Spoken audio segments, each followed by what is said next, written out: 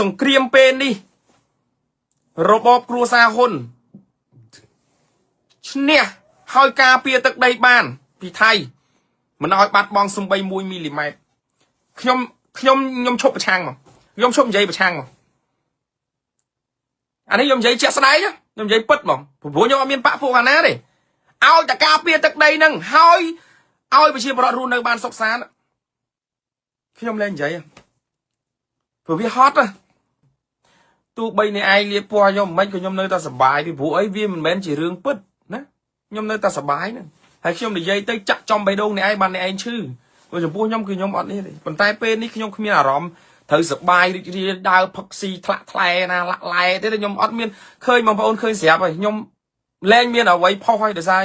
ត្រូវផុសក៏ខ្ញុំអត់ផុសដែរពីព្រោះវាអត់មានអីត្រូវផុសនៅពេលនេះទេវាអត់មានអីត្រូវសប្បាយនៅពេលនេះទេពីព្រោះប្រជាជនរបស់យើងរងទុក្ខវេទនារាប់ម៉ឺននាក់ណាខ្ញុំនៅក្រៅប្រទេសនេះ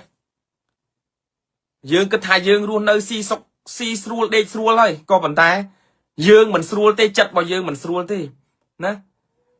យើងក៏លេចទៅមើលខាងក្នុងស្រុកពិបាកណាស់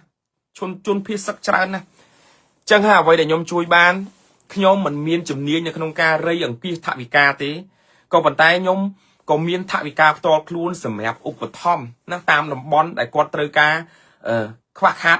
ឧបករណ៍ឬក៏គ្រឿងឧបភោគបរិភោគច្រើនគឺខ្ញុំបានបកគលឲ្យពួកគាត់ច្រើនណាស់ហ្នឹងហើយយើងវាមិនមែនជាអ្នកមាននេះទេគាត់ថាជីវភាពរបស់យើងនៅក្រៅស្រុកអ្វីដែលអាចធ្វើបានពេលនេះយើងអាចរកលុយបានហើយយើងរកលុយបានហើយយើងត្រូវជួយគាត់ជួយពួកគាត់ទៅវិញណាអ្វីដែលអ្នកក្រៅប្រទេសធ្វើនៅពេលនេះគឺថ្កល់ទោសថៃណាទាមទារឲ្យថៃគោរពបទបាញ់ឈប់បាញ់គ្នាណាទាមទារឲ្យថៃឈប់ឈ្លានពានខ្មែរណាយើងត្រូវកាតព្វកិច្ចយើងពេលនេះគឺយើងត្រូវធ្វើយើងរួមគ្នាហើយខ្ញុំសូមជម្រាបអ្នកប្រឆាំងនៅក្រៅស្រុកដែរដូចខ្ញុំក៏ខ្ញុំនៅប្រឆាំងដែរប៉ុន្តែត្រូវដឹងថាកលៈទេសៈនេះយើងប្រឆាំងដើម្បីអីហើយសូម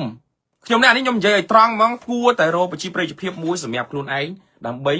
បន្តភាពគេហៅថាបន្តអីគេ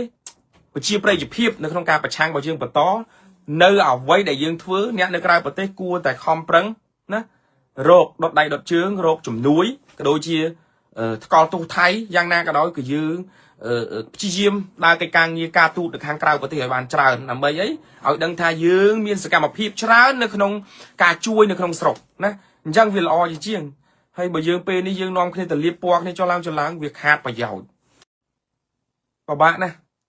ជនភៀសសឹកច្រើនណាស់អញ្ចឹងហើយអ្វីដែលខ្ញុំជួយបានខ្ញុំមិនមានជំនាញនៅក្នុងការរៃអង្គាសថវិកាទេក៏ប៉ុន្តែខ្ញុំក៏មានថវិកាផ្ទាល់ខ្លួនសម្រាប់ឧបត្ថម្ភណាតាមតំបន់ដែលគាត់ត្រូវការខ្វះខាតឧបករណ៍ឬក៏គ្រឿងឧបភោគបរិភោគច្រើនគឺខ្ញុំបានបកគលឲ្យពួកគាត់ច្រើនណាស់ហ្នឹងហើយយើងវាមិនមែនជាអ្នកមាននេះទេគាត់ថាជីវភាពរបស់យើងនៅក្រៅស្រុកអ្វីដែលអាចធ្វើបានពេលនេះយើងអាចរកលុយបានហើយយើងរក